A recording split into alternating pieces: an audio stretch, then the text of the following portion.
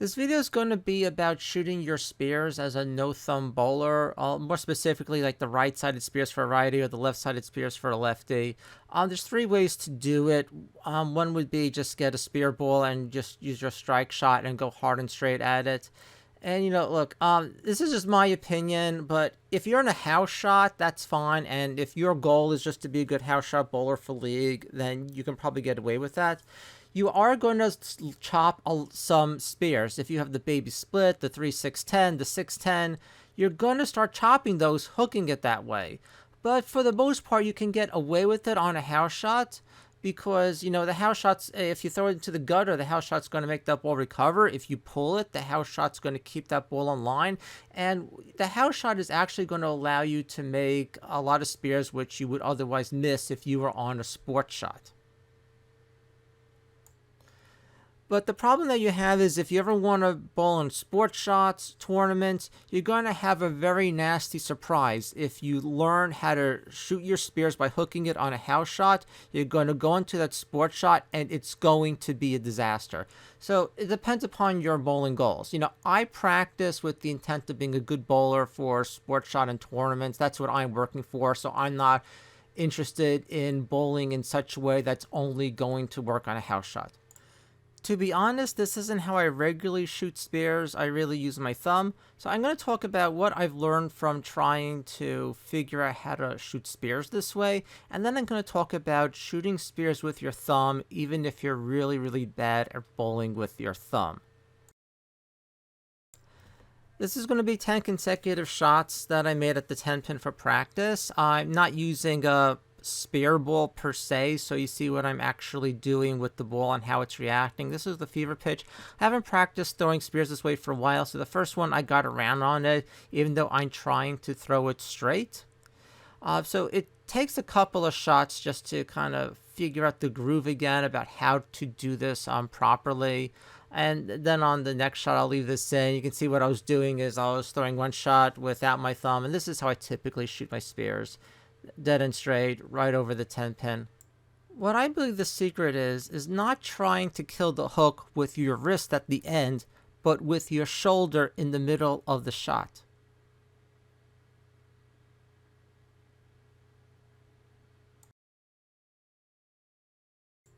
Notice how I'm working on keeping my right shoulder back.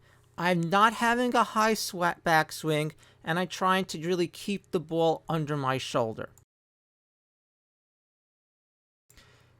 And I was rusty doing it this way when I shot this video because I haven't practiced this for a while at the time. So it took a couple of shots to get into the groove, but this is the first one that I'm really doing it properly. Shoulder back. And that's a cherry vibe. So I'm using a reactive ball here on pretty dry lanes to see that you can kill the hook.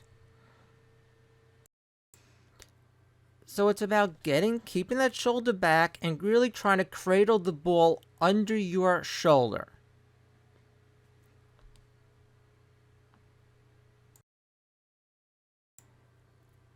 And for myself, if I do those two things, keep the ball cradled under my shoulder, shoulder back, then I start to learn how to inside out the ball at the end. I can even start to learn how to get a slight reverse hook on the ball. And if you can get reverse hook on the ball, then that means you can develop a style, which means you can get the 3-6-10, the baby split, and you don't have to worry about the ball hooking and chopping all that.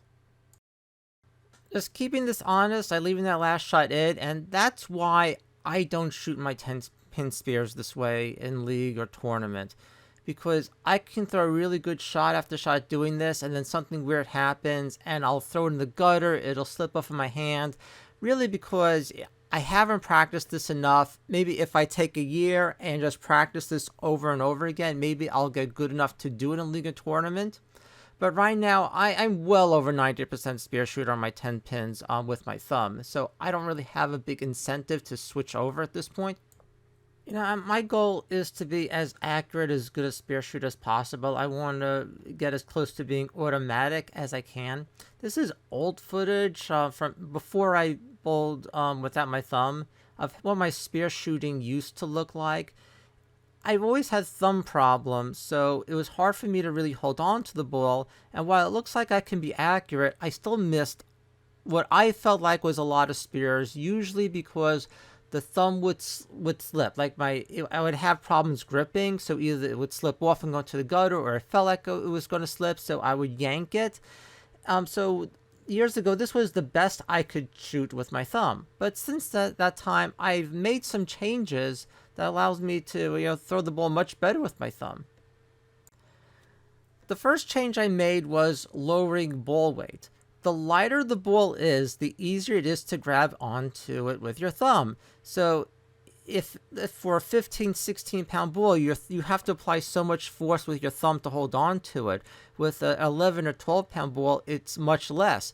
So what I realized with playing around with the lighter ball is that where I used to have to fiddle around with tape endlessly to try to get the right feel or else it was going to slip out, with a 11 or 12-pound ball, I could just use a kind of slightly large thumb hole and just grip on. I can just kind of grab onto the ball, and I didn't have to worry about it slipping so much. I didn't have to have that perfect feel anymore. So using that lighter ball really helps a lot.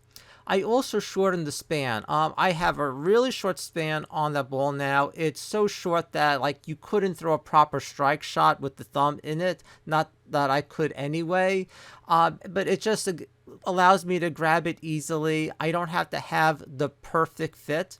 The other thing just to consider if you do use a spear ball and you're no thumb bowler, what happened with me at least, is that I started to develop a much more muscular hand because I'm using these muscles with my hand that I never did before.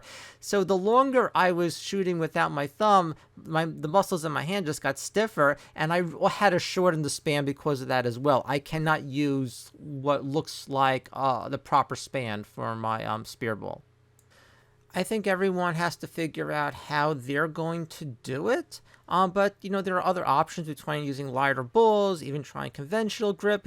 You can play around with just house balls on that. We don't have to be in this box of thinking that there's only maybe one or two ways of doing it. This last shot here, this was an old one, and I'm going to show this in slow motion. This isn't how I would do it now. This is when I was starting. Just be careful if you start doing weird things with your wrist. That's a 14-pound ball, and trying to turn it on my wrist that way, that really didn't work out that well. The way I do it now does not involve putting so much stress on the wrist. And the first thing with the spear shooting is, don't do weird things that might injure your wrist like I was doing back then.